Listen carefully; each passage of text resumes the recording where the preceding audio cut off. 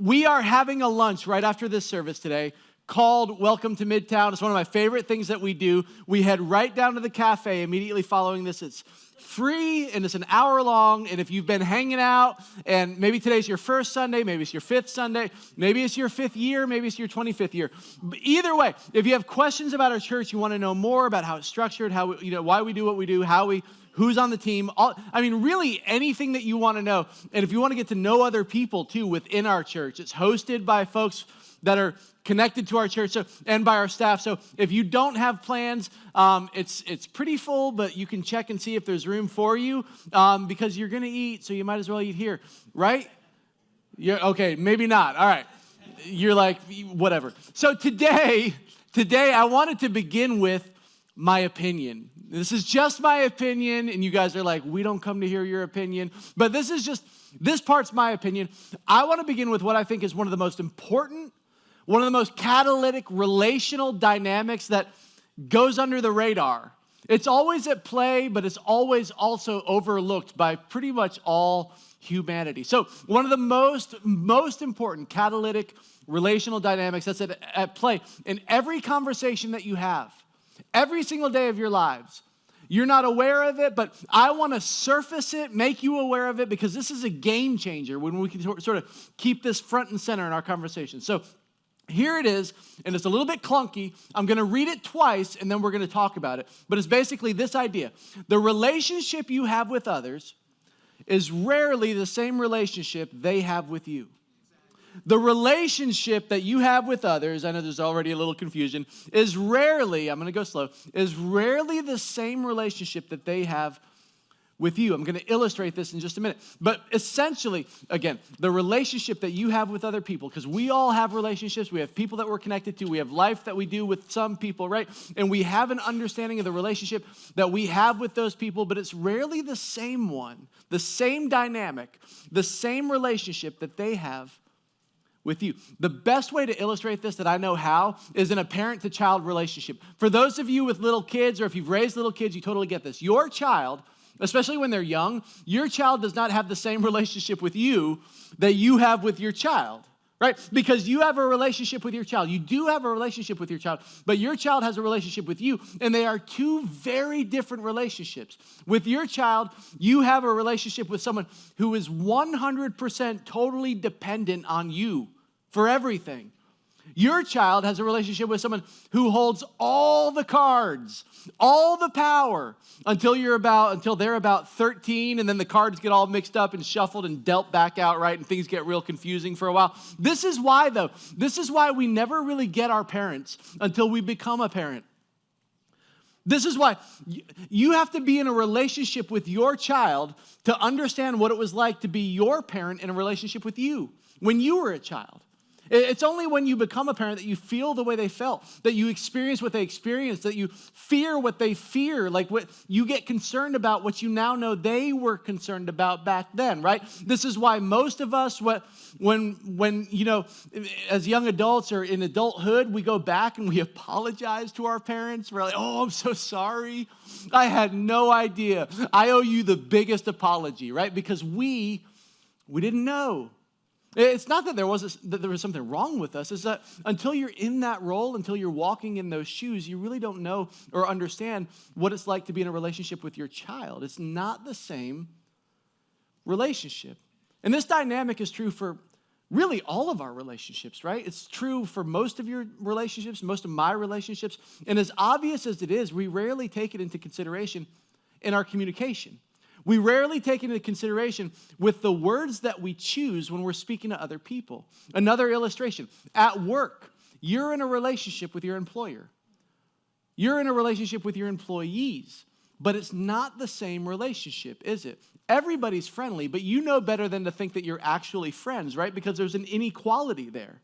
There's a power balance. This is true in most relationships. Older brother, older sister, younger sister, there's an inequality in family, an inequality because it's not the same relationship. It's just a little bit off kilter, depending on the power or the dependence or the needs of one person in the relationship. Now, to be clear, there's equal value. This isn't a value thing, right? Everybody's of equal value in a relationship, but there's unequal power, influence, and authority And when this is the case, it means you're in a relationship with someone, but it's not the same relationship. And this is just sort of a baked-in relational reality, right? This is not a problem to solve. It's just a tension to manage, a tension to recognize. And as we're going to see in a few minutes, this is a tension that we should all figure out how to leverage in a positive and powerful way. But in this baked-in relational reality, it should govern and inform how we talk to one another. It should govern and inform specifically the words that we choose when we approach each other. We're going to come back to that in just a minute. But if you're new today, or maybe you've been tracking with us, we are in part 2 of a series entitled The Weight of Your Words. The Weight of Your Words. And if you've ever been crushed by somebody's words, you get this, you know what we're talking about, that words carry weight.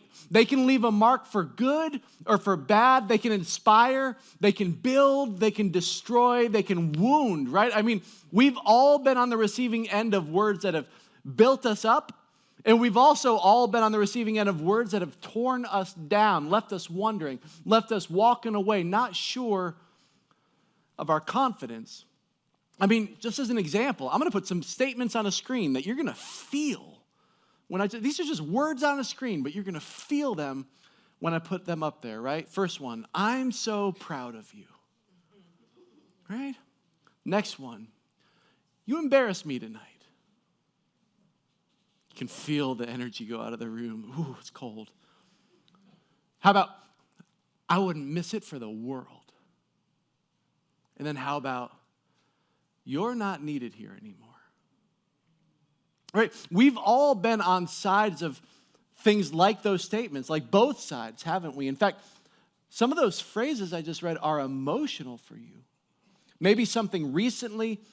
That's the power of words. Here I am reading words on a screen, and it reflects something someone has said to you, and suddenly it's very personal and very emotional. Our lives, I don't need to convince you of this, but our lives have been shaped by the words spoken to us, over us, and sometimes at us.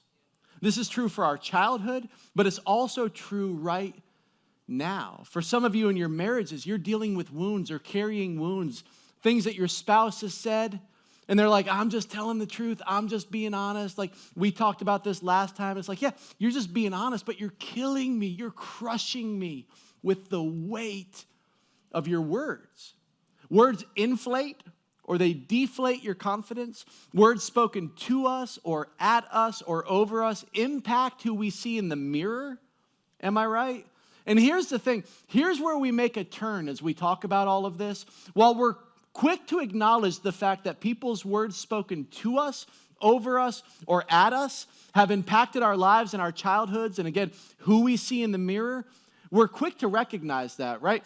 I don't have to convince you of that, but we're not so quick to recognize. We're often slow to recognize, and here's sort of the point of today's few minutes together. What we're slow to take responsibility for is how our words land and impact others. Not the words spoken to us, but the words we're speaking, because we have that same power, which should bother all of us. That should bother all of us, but it should bother a specific group of people more.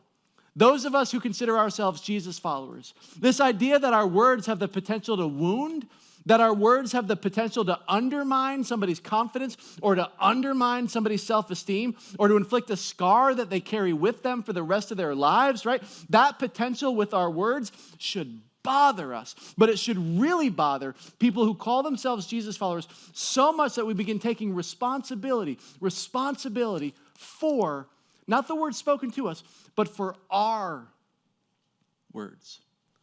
And here's why. The Apostle Paul comes along and he teases out, we talked about this last week, he teases out Jesus' new covenant command. The night before his crucifixion, when he got his boys together and he says, guys, here's what we're doing from now on. A new rule, John, write this down. A new rule I'm going to give you, that you love one another. There's a question in the back. Yeah, that's not new. Hold on.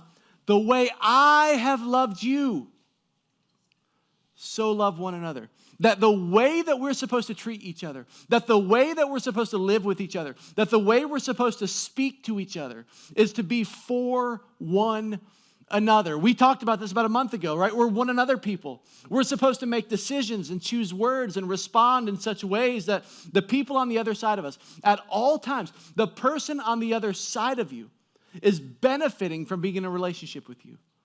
The person on the other side of you is encouraged by being in a relationship with you. They're benefiting by being in a relationship with you, right? We're supposed to encourage one another.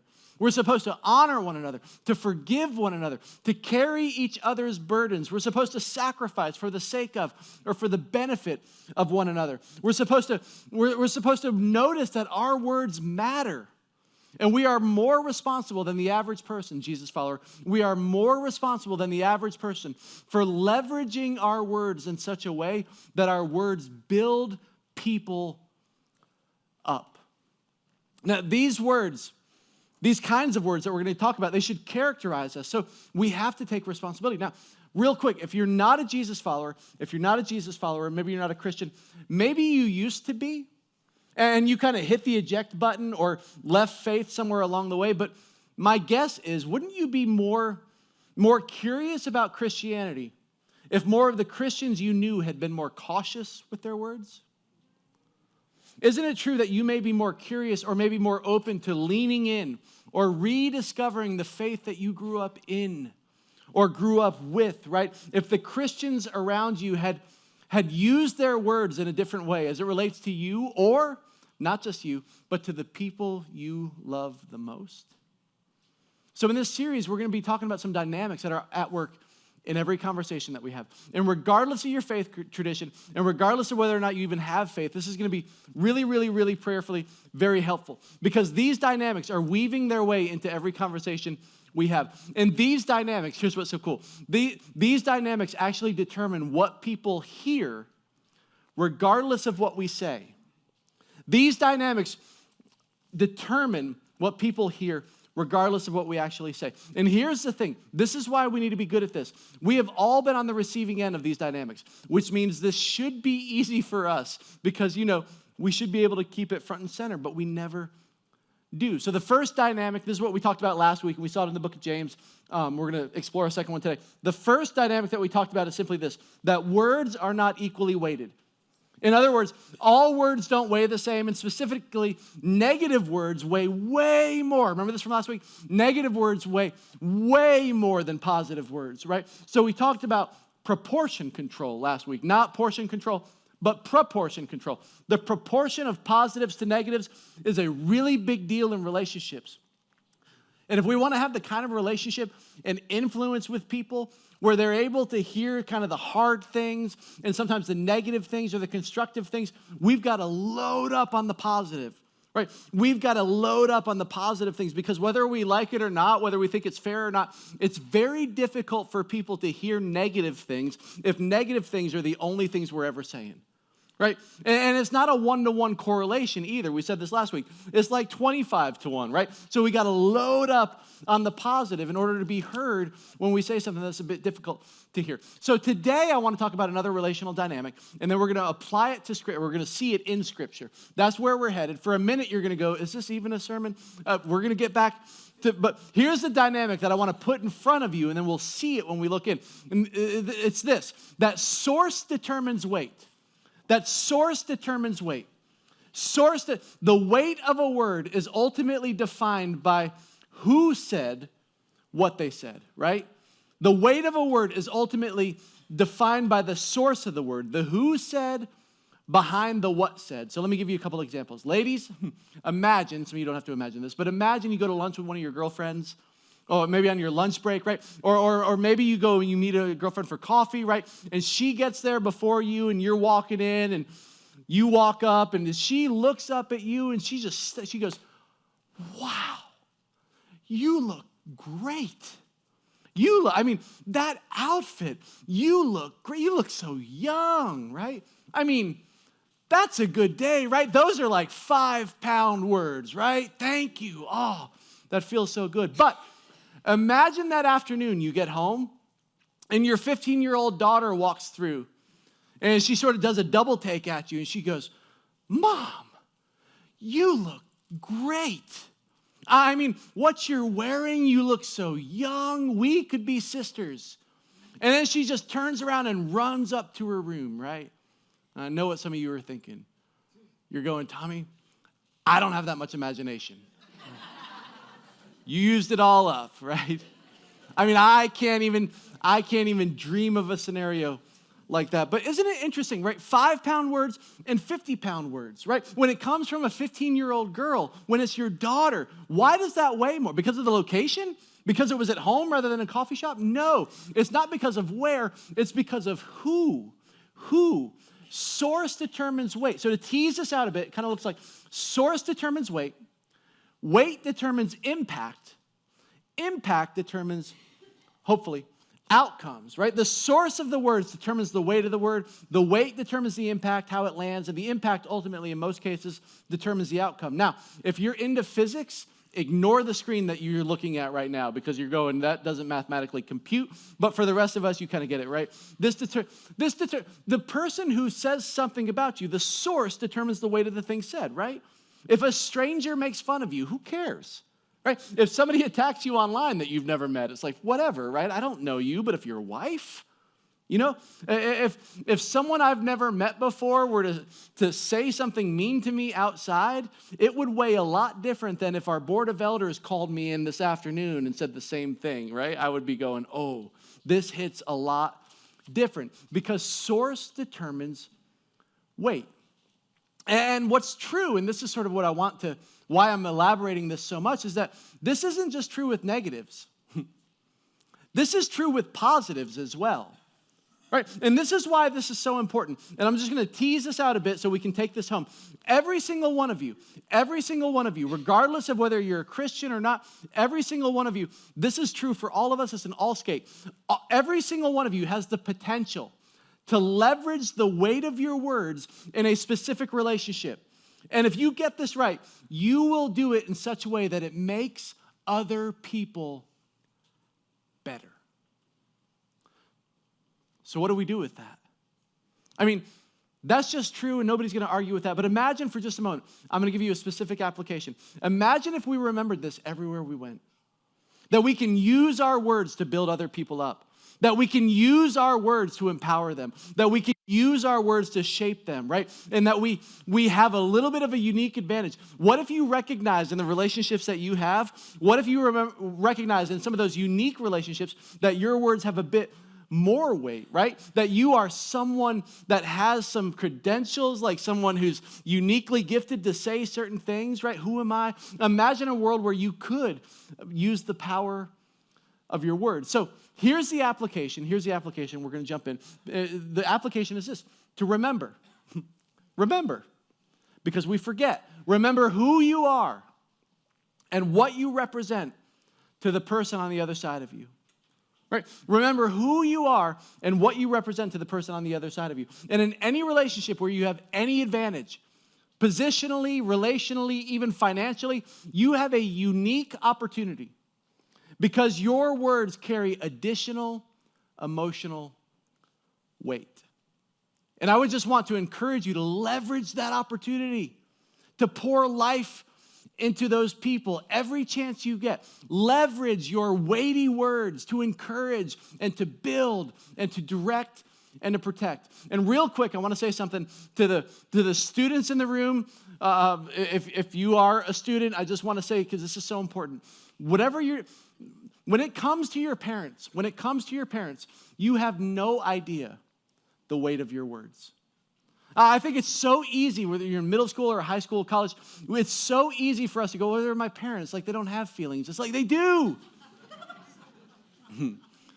And some of you college kids are like, I'm going to text my parents right now, right? They have feelings, and your words matter so much, right? You have no idea the impact. You have no idea the impact that your words can have even upon your parents.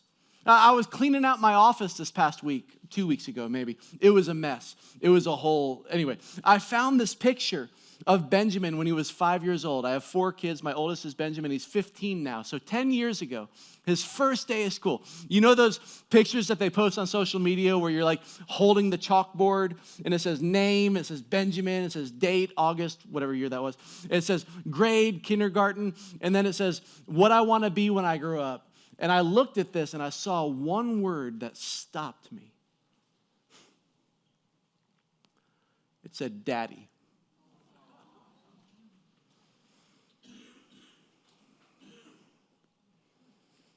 I froze.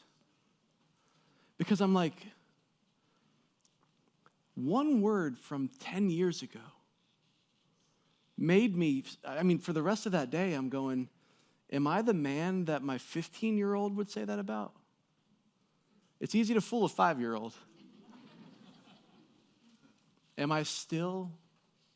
Do I live in such a way that my 15-year-old could still say this today?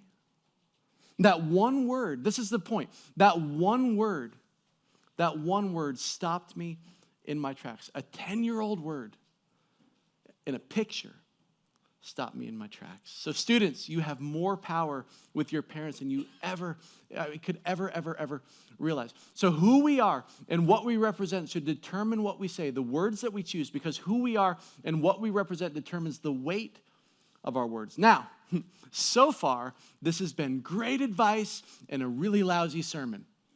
Because you're going, are we ever going to get to the scriptures? Is this like positive thinking church? It's not, right? So far, so good. If we just stop right there, we could say to everybody in the room, like, just make sure that you take advantage of your very weighty words. But if you're a Christian, the stakes are even higher. If you're a Jesus follower, or you claim to be a Jesus follower, this is not optional. This is not an add-on. This isn't like, oh, this is going to make me a better person. And I want you to hear me too. This also isn't, here's how to leverage your words in order to get what you want. I want to say that too. This is not, here's how to butter people up so that you get the thing. This is not a strategy for getting what you want. You are obligated. If you're a Christ follower, as Jesus followers, we are obligated to get this right because we have a responsibility. We have a responsibility because we have been commanded by our Savior to love others the way God, through Jesus, loved them and loved us, which includes the words that we use. We have been commanded to leverage our words with the benefit of the other person in mind at all times. Now, last week we teased out a passage. I'm just going to read it to you real quick and keep moving. But again, this isn't optional for us. The Apostle Paul, talking about Jesus' new covenant marching orders to love as God through Jesus loved us. He says, here's what it looks like. Here's what it looks like to love others with the words that you use. Here's what it looks like. And he says this, it's a command. He says, it's a command. Do not let any, no unwholesome word come out of your mouth. That word for unwholesome, remember we said this last week. It's the Greek word for stinky. Like rotting meat, rotting flesh. It's a gross disgust. Don't let anything stinky come out of your, and we said this last week. The word any there means any. No unwholesome talk. Zero. All of it's eliminated. But only, and he doubles down, but only, which means but only, right? The only things coming out. We're not sneaking anything past, right? Clear plastic bags only and no backpacks, right? You're not getting anything out, but only words that are good for building others up. I love it. Only things that are useful for building other people up according not to your needs, not what you need to say, what you need to get off your chest. This has been bothering me. I got to say, I've been waiting to say this for quite some time. No. According to their needs, that it may benefit those who listen. In other words, and I've been thinking about this all week, in other words, every conversation is a construction site. Every time you speak with someone, every conversation is a construction site, and you're either going to use your words to build that person up or tear them down, right? What do you want them to feel when you leave that conversation? What do you want them to experience when you're on that construction site? What if we began looking at every encounter that way? Paul's going, do you choose your words in order to build others up according to your needs or to their needs, that it may benefit those who listen? And why must we do this? Why is it so important for Jesus followers to do this? Just so that we're like, oh, wait, this is going to help us get along better. No, that's not the reason. The reason, if you're a Jesus follower or a Christian, the reason that you have to get this right is because you don't represent yourself. You're not just a representative of yourself. But see, for us, the application from that first part of the message has a twist. The application for everybody in the room is remember who you are and what you represent to the person on the other side of you, right? In every conversation that you have, remember who you are and what you represent to the person on the other side of you. But if you're a Jesus follower, look up here. If you're a Christian, there's a twist. And here's the twist. Remember who you are and who you represent to the person on the other side of you. And who are you? You're more than an employer. You're more than the manager. You're more than the employee. You're more than the teacher. You're more than the neighbor, more than just a parent, more than the older brother. You're more than the older sister. You are a follower of Jesus. You represent Jesus. Remember who you are and who you represent to the person on the other side of you. So Jesus had an earthly brother named James who did not believe in Jesus' divinity during Jesus' earthly lifetime, which makes sense, those of you with siblings, right? And we say this all the time, but what would your older brother or sister have to do in order to convince you that they were God, right? James grew up with Jesus, and he's like, not buying it, right? And then he saw Jesus die, saw Jesus come back to life. I think it's one of the greatest arguments for the historicity of the resurrection, right? Because all of a sudden, James, who did not believe in Jesus during Jesus' earthly lifetime, becomes a believer because he saw something happen. And he didn't just become a believer, he became a pastor, and he didn't just become a pastor, he became the pastor of the church in Jerusalem, right? He was the central figure of early Christianity. In Acts 15, there's a decision to be made, and all of the apostles go, we got to talk to James about that one, right? And James hands down the verdict, and they're like, whatever James says, James is in charge. And James writes this little 5-chapter long letter that's in your New Testament. It's closer to the book of Revelation. Because it's stuck towards the end of your New Testament, it causes us to think maybe it was written later, or maybe it's less important. But actually, chronologically, out of all 27 books in the New Testament, it was written first. Earliest note that we have. It wasn't 5 chapters when he wrote it because he didn't write chapters, right? But we split it into 5 chapters later, and we stuck it towards the end. But if you can turn there, James, in each chapter, this little 5-chapter long letter, he speaks about how we use our words, right? And that's how important it is. James's epistle is called the wisdom book of the New Testament, the Proverbs of the New Testament.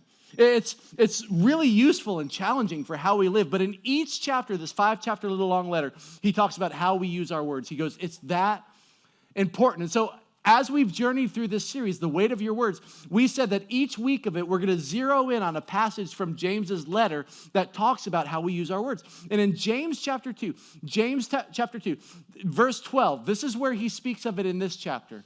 This is so important. It's just 3 short verses, but they are powerful, powerful verses. He says, speak and act. Speak and act as those who are going to be judged by the law that gives freedom.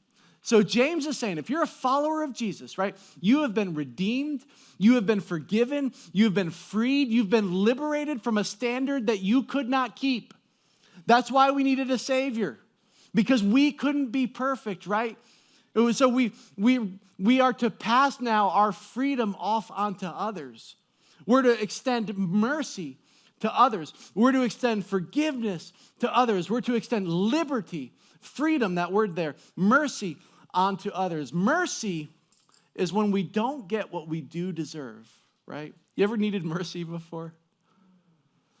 Mercy is when you don't get what you do deserve. And scripturally, we have received it because we are people who are sinful, who do not deserve to be in a relationship with God. And yet God is in a relationship with us, right? He has allowed us to have a relationship with him because of what his son did on the cross. How in the world can we start acting differently or judging or chastising others? There's a story that Jesus told. He told a few of these, right? But in this one story, there's this man, a servant, who owes so much money. He's in debt up to his eyeballs. Right? I mean, it's an extraordinary. In fact, if we were to try to contextualize it for today, it's so much money that we would all go, wait, what person would need to borrow that much money? Like, it's absurd. And so the guy can't pay the money. The guy who lent him the money calls him in. You guys know this one? And he goes, you owe me this much money. And the servant is like, I'm sorry, I cannot pay that. And the master lets him off. He's like, you know what? Don't worry about it. 20 million up, whatever. It's cool, right? And then the servant, he's like, wow. He experiences that forgiveness, that release. And he goes out, and this is where the soundtrack changes, because it's not the way you expect the story to go. He goes out and he finds a dude who owes him $5. And you're like, oh, he's going to go release the $5 dude. Nope. He's like, pay me my $5. He gets so mad, right? Jesus goes, that's what you're being when you hold other people in bondage to you. That's what you're being when you judge others. That's what you're being when you're being critical. That's what you're being when you don't extend mercy, when you don't extend grace to the people around you. He says, man, be careful with that. James is saying what his brother said in Matthew 7. James is telling us what Jesus said in the Sermon on the Mount when he said, and this is a famous verse, I think it's one of the most famous verses in the Bible, do not judge. And none of us really ever get past that part, right? Because we're like, don't judge, and it becomes a wild card for anything to keep everything off of you, right? But listen to what Jesus says here. He goes, don't judge, or you too are going to be judged. Like, be careful with the judgment that you use. Do you really want to be judged? Because if you're judging others, you're going to be judged. In fact, he goes, with the measure you use, with the judgment you judge, you will be judged. With the measure you use, it will be measured back to you. He goes, be real careful. The rule stick that you use is going to be what you're judged against, right? So we should be people. What James says, he says, you have been released. You have been judged by the law that gives freedom. Shouldn't you extend freedom? Shouldn't you extend mercy and grace and forgiveness like you are forgiven? Shouldn't you be a people who show mercy? Jesus tells another story. He's like, none of you guys were really invited to the party. You don't deserve to be in there with my dad. He's holy and righteous, and we have sin on us, right? But you've been let in. As Brendan Manning says, we are beggars at the door of God's mercy. What do we end up doing? Rather than rejoicing at the mystery that we're in the room at all, we start gatekeeping the room, don't we? We start acting like it's our party. Why is he here? Why is she here? We start gatekeeping the room. Jesus goes, hey, come on. You're a recipient of mercy. You shouldn't even be in this. Ain't your party. It's my dad's party. You should be so gentle when it comes to others. So uncondemning when it comes to others.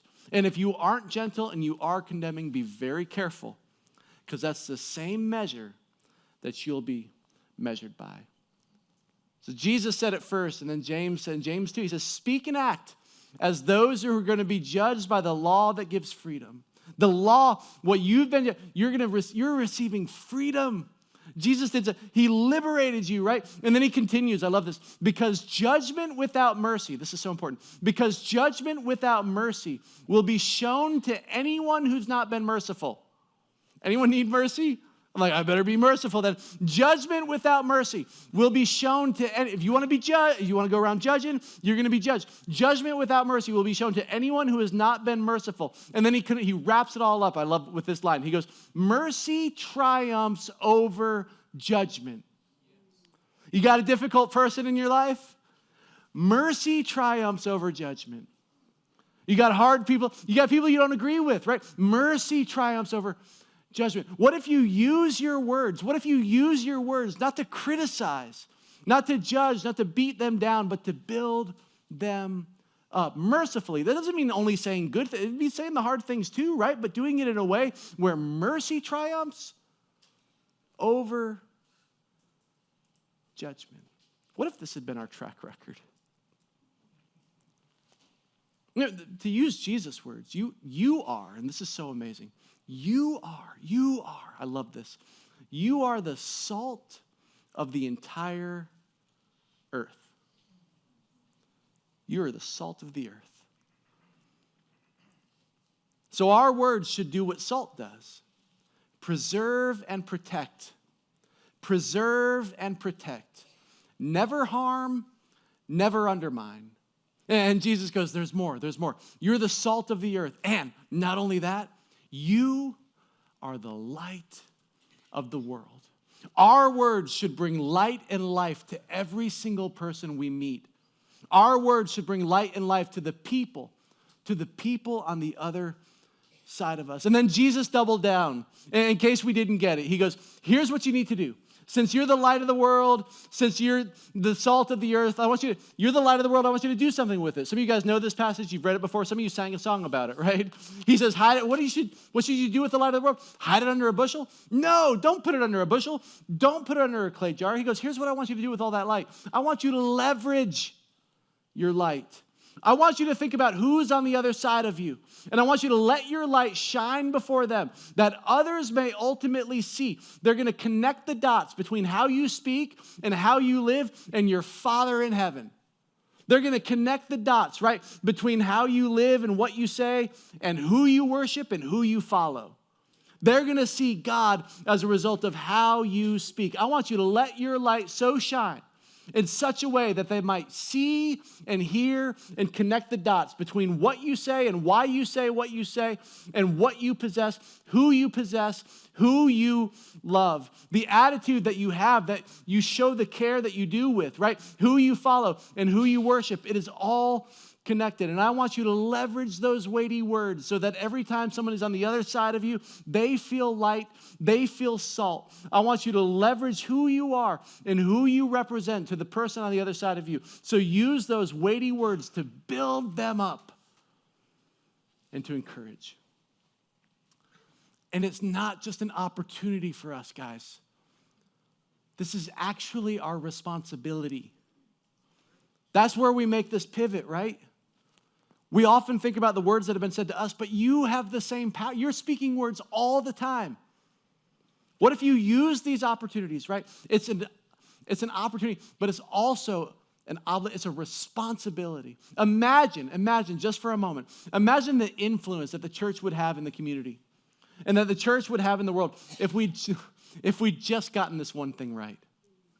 Imagine the influence. And just to be clear, for those of you who aren't Christians, hear me out. Not influence so we could take over and have more control in the world, right? More people on our team. But our king said that he didn't come to be served, but to serve, right? I came to give my life as a ransom for many. So what I mean is, imagine with taking on the attitude of Jesus, as Paul talks about, the mindset of Christ. Imagine with that mindset. Imagine if for the last 50 years, or for the last 20 years, or for the last 10 years, if Jesus' followers had embraced this posture whenever they thought about speaking, whenever they thought about what they were saying and how they were saying it and the words they chose to the people on the other side of them, imagine where our country would be. Imagine where our world would be. This is what we've been invited into. Listen, I'm not exaggerating. This was the posture and the attitude that changed the world once. It changed the world for the better once. Imagine if that had been our track record. You know what we would hear? We'd hear things like, those Christians, like they believe some wacky things. They believe they believe that an itinerant homeless Jewish rabbi was God. And that they killed him and then he came back to life. They believe some wacky things. But I tell you what, they are the most encouraging people I ever met. I don't know if I could ever believe what they believe, but I tell you what, I mean, even when they say the hard things, even when they say that, you just can't help but believe that they really have your best interest in mind. Even when they tell you goofy stuff, right? It's like, oh gosh, it's so hard to hate these people. It really is, because even though I think they're wrong, they're genuine and they're sincere. And whenever I go through something, we're not even church people, but when I go through something, I call them, right? Because when I'm in trouble, that's who I call. That time my family hit a bump, we called that. They came over, and he's a Christian. He came over, and he confronted me, and it was awkward, and I wanted to fight him, and then I realized he really cares about me. All my other friends, they're just like, oh, it's none of my business, it's none of my business. But this guy showed up at my door, and he called me out on my bad behavior, and he really cared. I don't know if I could ever believe what they believe, but I have no doubt in my mind that they believe it. Let's do that. When we don't get this right, the Apostle Paul he tells us what it looks like, what it sounds like. When we don't get this right, when we lose the right to be heard, we're neither salt and we are not light. We're not preserving anything. We're not protecting anything. We're just having our way in the world with all our words, right? And Paul goes, you know what you sound like when you do that? I don't care if you have perfect theology. I don't care if you have the clearest picture of God of anyone in the world. I don't care if you can diagram the entire New Testament and you've memorized it in English and Greek. I don't care. If you don't get this right, you know what your words sound like to your community? Do you know what your words sound like in the lives of the people around you? Do you know what the people at work actually hear? He says, it's like you're a resounding gong or a clanging cymbal. I thought about bringing a gong up here today and just hitting it, right? It's so loud and obnoxious. Like, you're welcome for not, we would all leave with headaches, right? Paul goes, when you're just walking around, just like negative, talking, you are like a resounding gong or a clanging cymbal. He goes, if love isn't driving your words, if concern for other people isn't the filter through which your words pass, if you're not there to build them up, then shut up. Because you're doing more harm than good. If you're not a Christian, chances are it was the reckless, unchristlike words of a Christian that either drove you away or kept you away. Or the unchristian, unchristlike words of Christians spoken to you by someone who didn't have your best interest in mind, right? Or the reckless, unchristlike words of Christians spoken to someone you love that drove you away or kept you away. And that was the reason you decided to leave faith. And if that's the case, look up here. I am so sorry. And I hope that you will look past us to a Jesus who, and you're going to love this. If you're not a Christian, you're going to love this. I hope you'll look past us to a Jesus who reserved his harshest words for religious people who were careless with their words towards the people he loved. Jesus reserved his harshest words for religious people who were careless with their words towards the people he loved. So for all of us, let's remember. Because I forget. I forget when I'm in one of those situations. I have the power. I have a power to pour life. Let's remember. Remember who you are for all of us and what you represent to the person on the other side of you. And if you're a Christian, remember who you are and who you represent to the person on the other side of you. Remember to take this into account because the source of a word determines its weight. The source of a word determines the weight of a word. The weight determines the impact, and the impact determines the outcome. So leverage your words accordingly. This is just one more thing that love requires of us as Jesus followers. And we'll pick it right back up there next time in the weight of your words. Lord Jesus, we want to be a people who are characterized as people who build others up with how we use our words. We want to be a people who, like James said, that give mercy because we've received mercy. Give love and grace because we've received love and grace. Be people who are not quick to judge, not quick to criticize, who weigh every word. As David prayed in the Psalms, Lord, put a guard before our mouths. We don't want anything unwholesome to slip through. And would we, Jesus, as we leave here this week, would you help us to see every encounter that we have as an opportunity to pour some life? salt and light.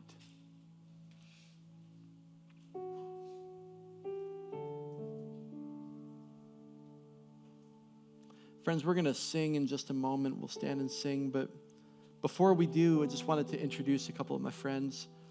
To my left here against this green wall is Miss Sonia, and her husband across the room is Mike.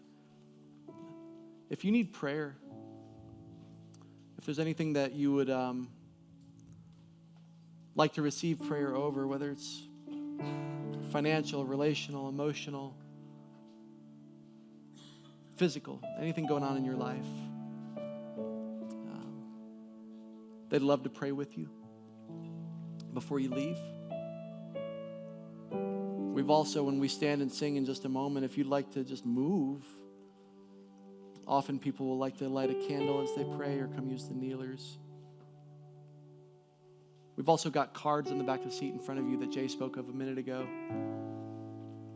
If approaching somebody feels too difficult, but there's something you'd like prayer for, just fill out one of those cards and you can drop it in that blue box between the doors on your way out, and we'll pray for you this week. We take that very seriously. In a moment, we're going to stand and sing, and we're going to use our words to glorify our Father in heaven.